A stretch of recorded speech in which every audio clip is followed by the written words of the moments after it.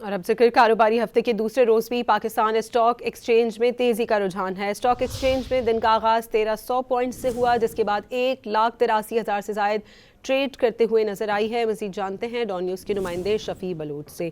शफी, क्या सूरत हाल है stock exchange की?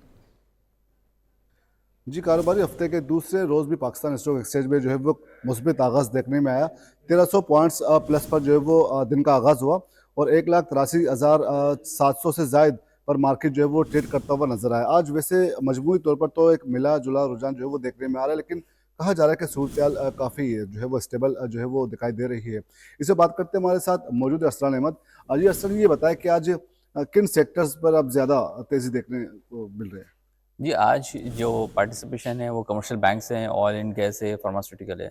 आपने देखा पिछले जब से ये मंथ का आगाज़ हुआ है, मार्केट 8,000 से ज़ायद पॉइंट्स मार्केट ने गेन किए हैं और डोमिनेंट होता हुआ हमें यहाँ पे बुल नज़र आ रहा है।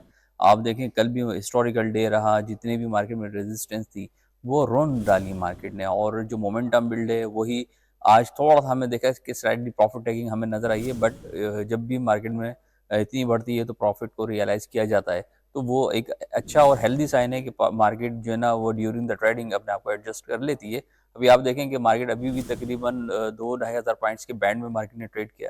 एक अच्छा साइन है, मार्केट अच्छी है, बेहतर है, तो कोई पैनिक नहीं है। बहुत बहुत शुक्रिया। साल के आज शो के प्रॉफिट टेकिंग की वजह से कुछ मिला जुला रुझान जो है वो देखने में आ रहा है, लेकिन कहा जा रहा है कि मजबूरी तौर पर सूरत जो है वो काफ़ी बेहतर है और आइंदा मजीद इसी तरह तेज़ी की जो है गुंजाइश मौजूद है। स्टॉक की सूरत हाल बता रहे थे शफी बलूच, आपका बहुत शुक्रिया।